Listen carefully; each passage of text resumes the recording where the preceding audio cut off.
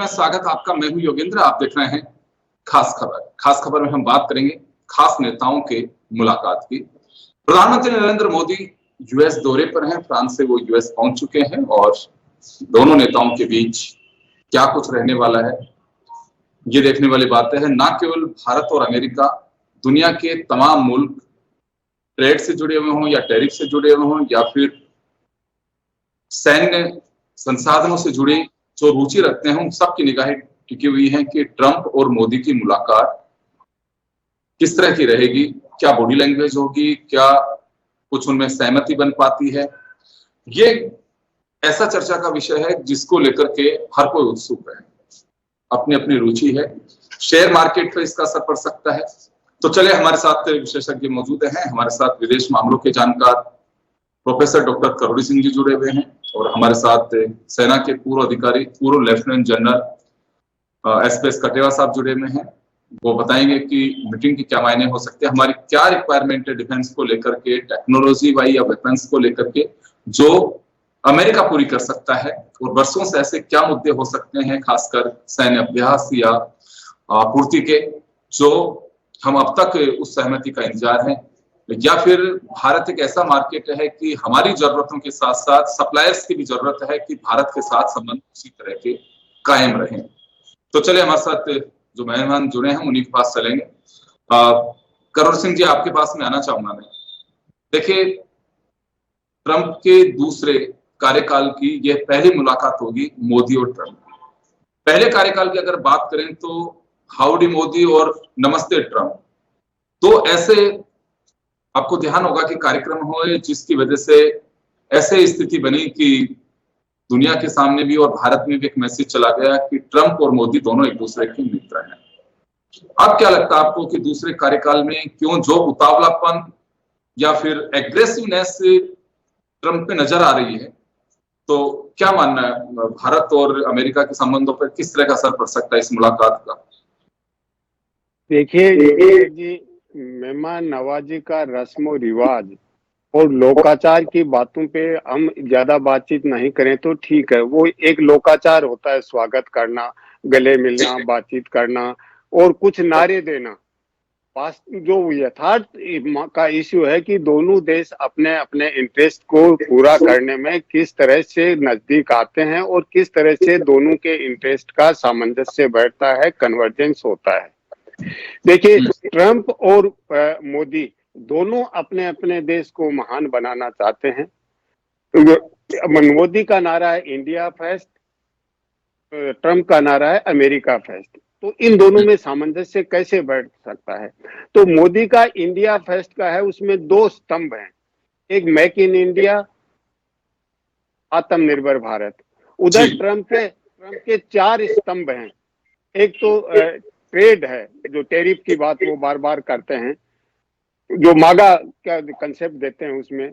तो अंतर्राष्ट्रीय मामलों को लेके एक तो ट्रेड है, दूसरा उनका जो इसमें है वो है इमिग्रेशन का इश्यू, तीसरा है डॉलर को कैसे मजबूत किया जाए क्योंकि डॉलर को बहुत चुनौती मिल रही है, और चौथा है यूक्रेन और पैलेस्टाइन में पीस स्टेब्लिश करना। तो ये चार स्तंभ उधर हैं, दो स्तंभ है। अब इन दोनों का कन्वर्जेंस कैसे हो सकता है? सामान्यतः एक कूटनीतिक शिष्टाचार ये होता है योगेंद्र जी कि दो नेता मिलते हैं तो उससे पहले एक सद्भावनापूर्ण वातावरण क्रिएट किया जाता है, और भारत ने यही प्रयास किया क्योंकि मोदी जी की यात्रा से पहले भारत ने बहुत से आइटम्स पे टैरिफ कम कर दिया, रिड्यूस कर दिया। तो भारत ने अपनी तरफ से ये प्रयास किया कि एक सद्भावनापूर्ण वातावरण बने, और जिस तरीके से भारतीयों को भेजा उसका भी कोई शार्प रिएक्शन भारत ने नहीं किया है। तो भारत का तो सद्भावनापूर्ण दृष्टिकोण रहा, लेकिन ट्रंप की तरफ से जो रेस्पॉन्स आया वो मुझे लगता है कि वो एक तरह का स्केयर क्रिएट करना चाहते थे, क्योंकि जिस तरह से भारतीयों को भेजा मेरे ख्याल से वो एक मानवीय दृष्टिकोण से अच्छा नहीं था। दूसरा, ट्रंप ने जो किया, चाबहार में जो वेवर था, सैंक्शन वेवर, उसको इस समय विड्रॉ नहीं करना चाहिए, वो यात्रा के बाद कर सकते थे अगर करना होता तो इस तरह का जो ट्रंप का दृष्टिकोण है वो अच्छे वातावरण का नहीं है, लेकिन दोनों भाषण में ये कहेंगे कि कहाँ कहाँ दोनों देशों के हित का कन्वर्जेंस होगा, कहाँ कहाँ कौन कौन सी कॉमन प्रॉब्लम है, हम कैसे सहयोग कर सकते हैं, वो भाषण की बातें हैं। अब जो रियल इंटरेस्ट आएगा वो ये होगा कि भारत क्या चाहता है, अमेरिका क्या चाहता है। अमेरिका चाहता है ट्रेड बैलेंस, क्योंकि भारत और अमेरिका के बीच में ट्रेड डेफिसिट है वो 45 बिलियन डॉलर का है, जो इंडिया के फेवर में है।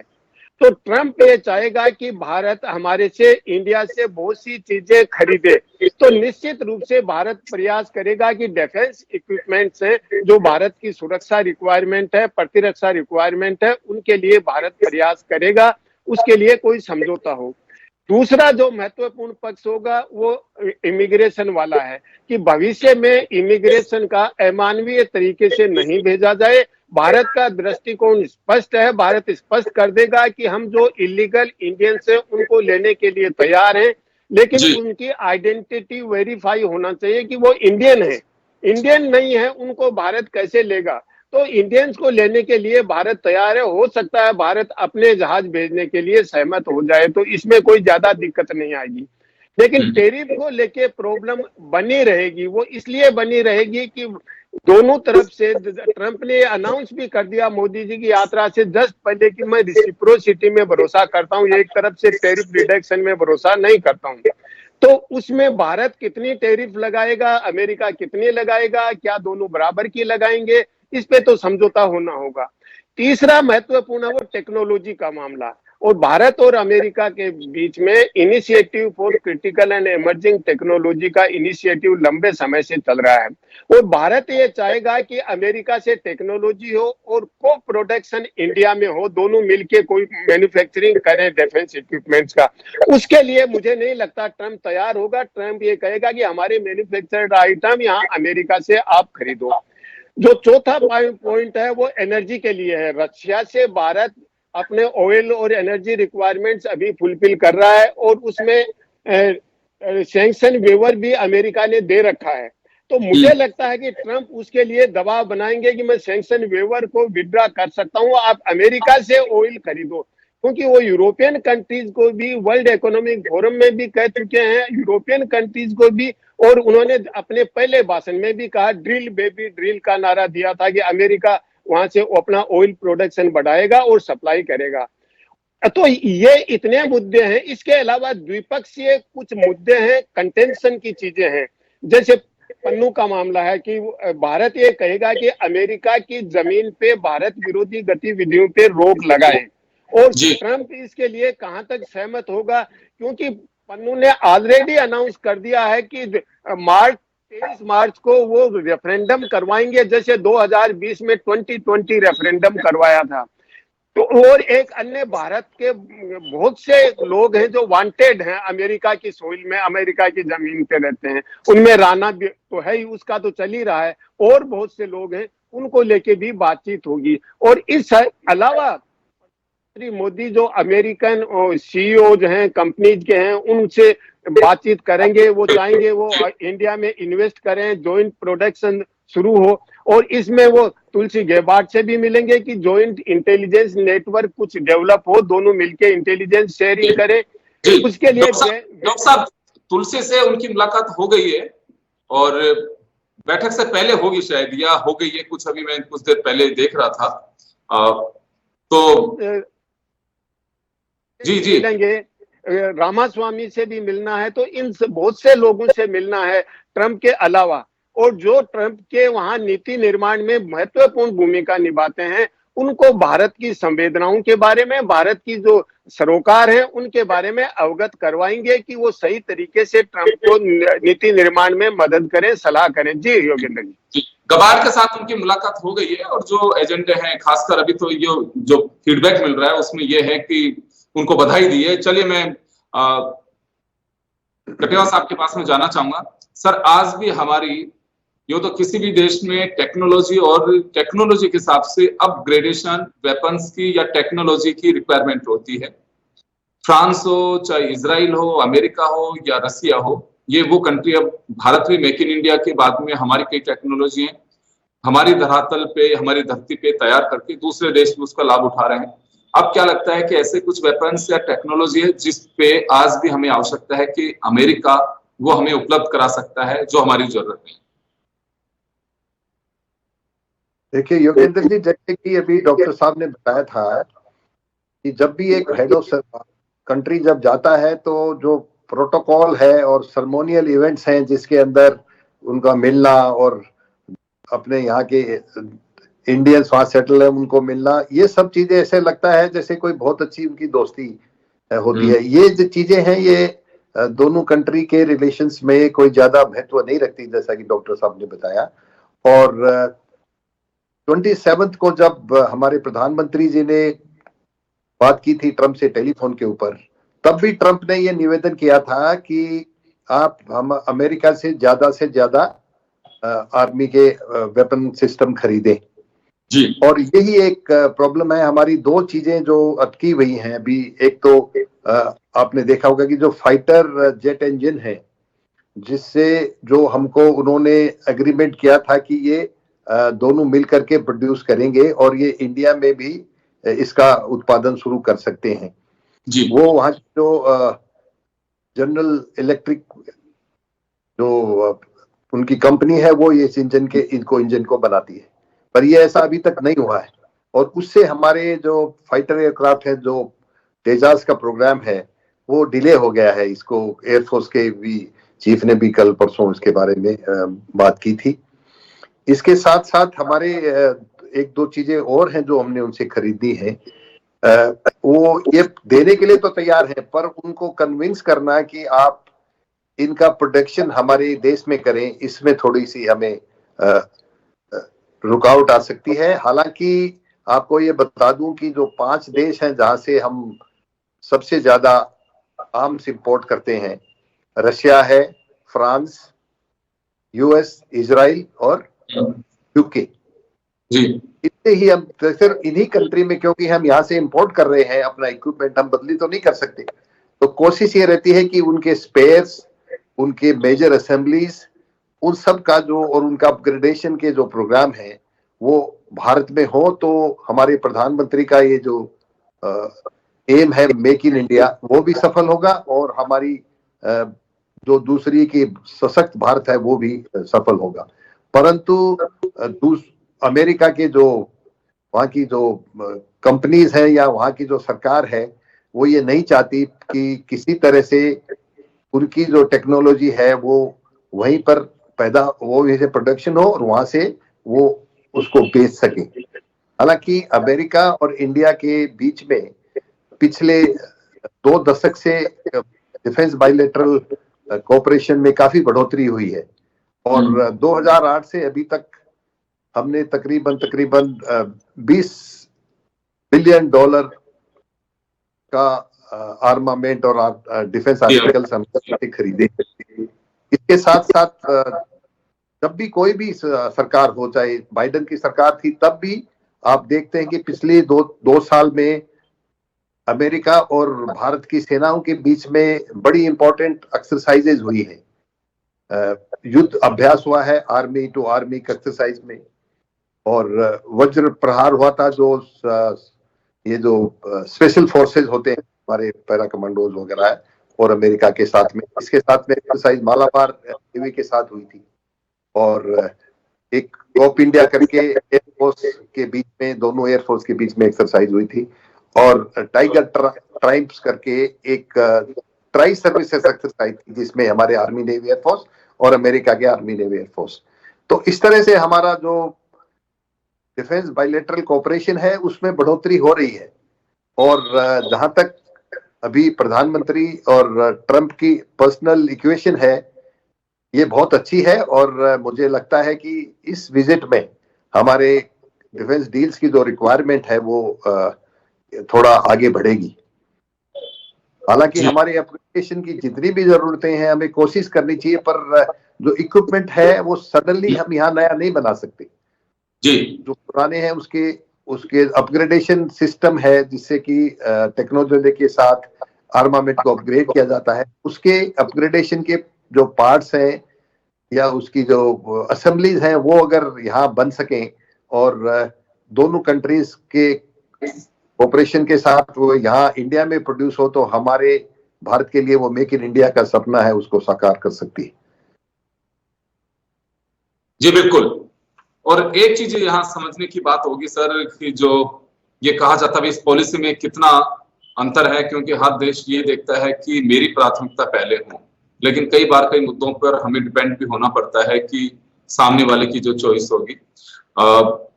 मैं करोड़ सिंह जी के पास में जाना चाहूंगा। सर ये कहावत है, और कहावत नहीं यथार्थ है, कहा जाता है कि अमेरिका की पॉलिसी कोई भी देश ये मान के चले कि उन्होंने गर्मजोशी से स्वागत किया, हालांकि आपने कह भी दिया कि तो कटसी होती है। अमेरिका के हित क्या कहते हैं, पहली प्राथमिकता वो होगी, उसके बाद में सेकंड स्टेज होती है कि चाहे वो दोस्ती हो चाहे व्यापार हो। अभी इसमें कई अंतर दिखाई दे रहा है। देखिए ये जी, जिस तरह का ट्रंप का दृष्टिकोण है जी, वो जो परंपरागत तरीके से अमेरिका थोड़ा सा सॉफ्ट पावर के रूप में एक आदर्शवादी दृष्टिकोण रखते थे, मानवीय दृष्टिकोण, जिसमें प्रजातंत्र को प्रमोट करना, ह्यूमन राइट्स की बात करना, फ्रीडम की बात करना, मानवीय सहायता करना, और उसके लिए सबसे बड़ी एजेंसी थी यूएस एड के 100 से ज्यादा देशों में अपने ऑफिस हैं, भारत में भी हैं, भारत भी ग्रांट रिसीव कर रहा था। ट्रंप ने आते ही उसको बंद कर दिया, 10,000 कर्मचारियों में से केवल 300 कर्मचारियों को रखा है।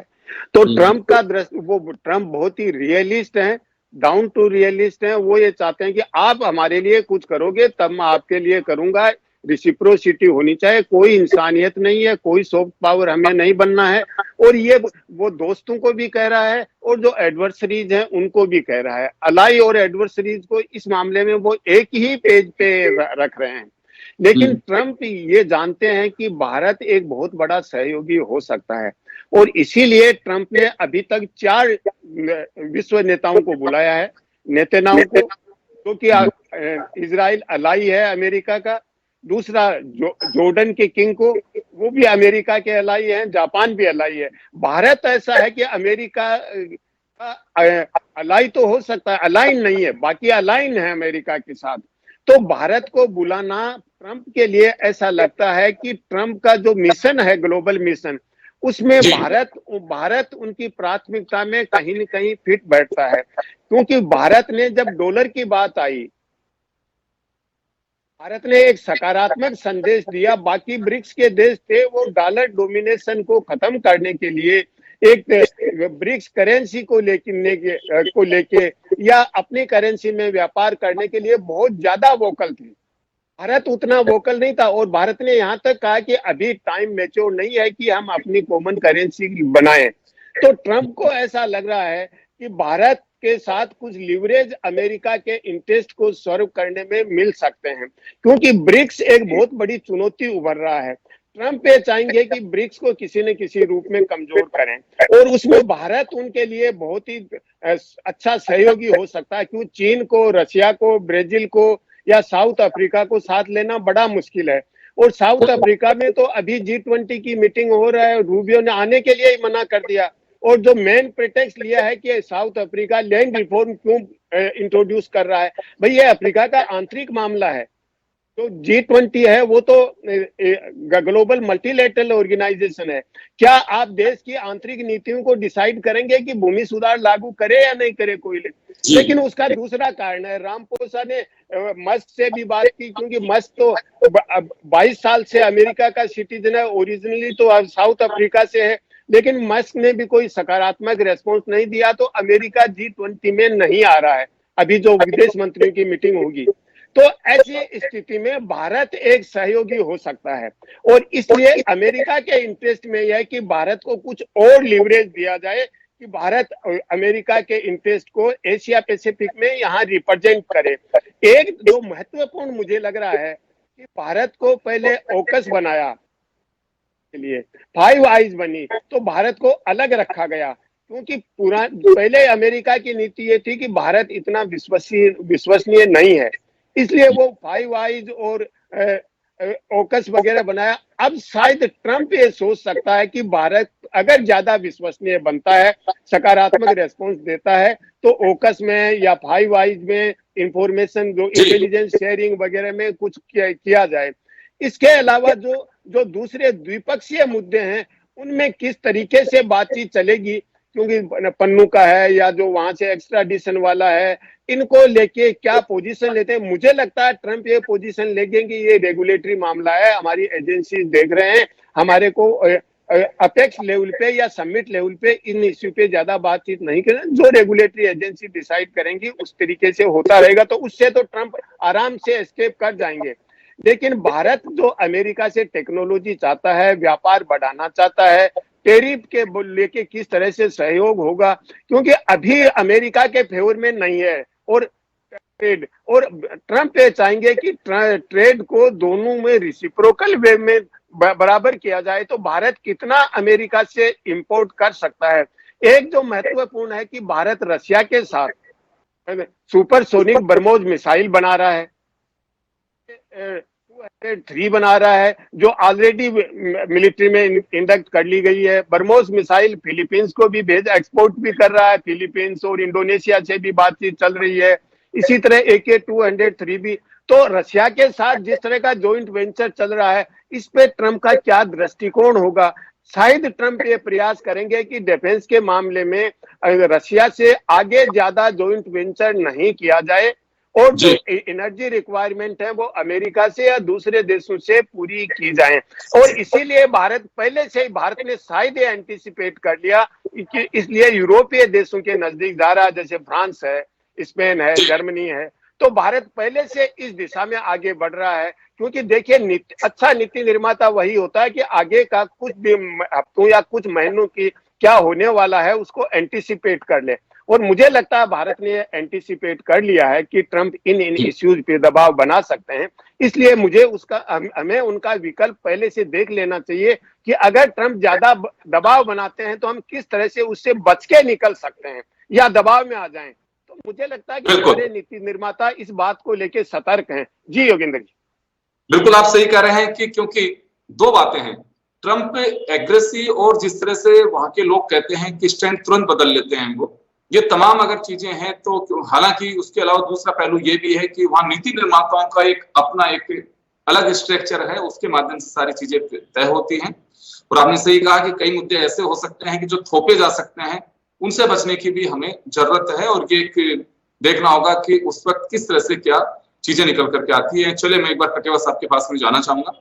सर, कुछ ऐसी हमारी डिमांड्स होंगी कि जिसमें हम ये चाहेंगे कि केवल अमेरिका की टेक्नोलॉजी या वेपन्स हम भारत के लिए करें, क्योंकि अमेरिका एक ओपन मार्केट भी है, वो दुनिया के कई मुल्कों की रिक्वायरमेंट को पूरा करता है। वो आज हमें दे रहा है, कल वो पाकिस्तान को भी दे सकता है, बांग्लादेश को भी दे सकता है। तो ऐसे कुछ हमारी रिक्वायरमेंट्स हैं जो हम क्यों लिए चाहें कि भारत के लिए ही हो। ये देखिए, जैसा कि अभी डॉक्टर साहब ने बताया, हमारा पहले से ही हमारा जो ज्यादातर वेपन सिस्टम हमने रशिया से इंपोर्ट कर रखे हैं जी। और अभी जैसे ब्रह्मोस मिसाइल्स का अभी उन्होंने जिक्र किया था, इसी तरह से हमारे पुराने एयर डिफेंस सिस्टम्स, टैंक्स और एयरक्राफ्ट हैं, वो सारे के सारे रशियन ओरिजिन के हैं। हालांकि अभी धीरे धीरे हम कोशिश कर रहे हैं कि हम फ्रांस से भी इंपोर्ट कर रहे हैं और काफी चीजें यहाँ हिंदुस्तान में बनाने की कोशिश कर रहे हैं। जहां तक इस विजिट का सवाल है, इसमें 2-3 इक्विपमेंट हैं जो हमें वहाँ कोशिश कर रहे हैं कि जो डेलीगेशंस के साथ और कंपनी के साथ बात करके, जो अगर प्राइस ठीक ठाक उनका मिल गया और अगर वो को प्रोडक्शन के लिए तैयार हो गए, तो शायद एक तो स्ट्राइकर कॉम्बैट व्हीकल होता है जो बख्तरबंद गाड़ी होती है, बिल्कुल, जो हाँ जनरल डायनामिक्स करके कंपनी है वो बनाती है, तो उसके पे बारे में बातचीत होगी। अगर वो मान गए हैं तो फिर इसका प्रोडक्शन इंडिया में हो सकता है और ये कॉम्बैट व्हीकल अमेरिकन ओरिजिन की हम यहाँ बनाना शुरू कर देंगे और धीरे धीरे पुरानी जो कॉम्बैट व्हीकल्स हैं उनको ये रिप्लेस कर सकती है। इसके साथ साथ इंडियन नेवी का एक रिक्वायरमेंट है, P-81 सर्वेलेंस एयरक्राफ्ट है, उसकी 6 एयरक्राफ्ट खरीदने की सैंक्शन सरकार से मिली हुई है और उसपे भी अगर प्राइस एग्री हो गया है तो ये वहां खरीदने का इसमें भी एक साइड सिग्नेचर हो सकते हैं। जो P-81 सर्वेलेंस एयरक्राफ्ट हैं, जो अगर नेवी ने लेना चाहती है, जो डीप सी में सर्विलेंस कर सकेंगे।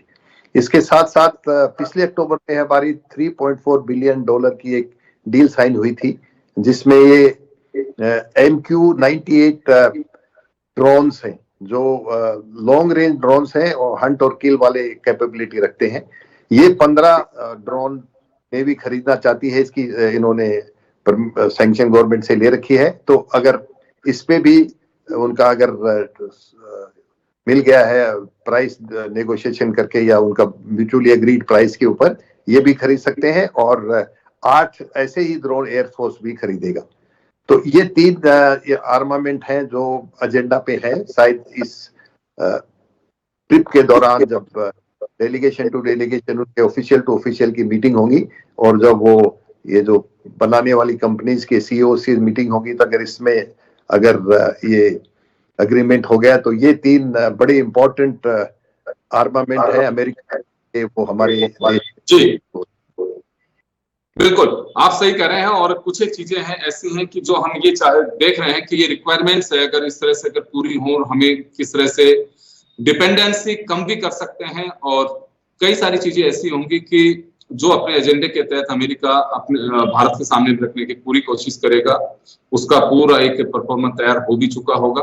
लेकिन जब मीटिंग के बाद में दोनों नेता ट्रंप और मोदी ज्वाइंट प्रेस कॉन्फ्रेंस करेंगे, और उसके बाद पता लगेगा कि क्या एग्रीमेंट्स पे सिग्नेचर है। चलिए, आप सभी का बहुत बहुत शुक्रिया, और खास खबर में इतना ही। दीजिए इजाजत, नमस्कार।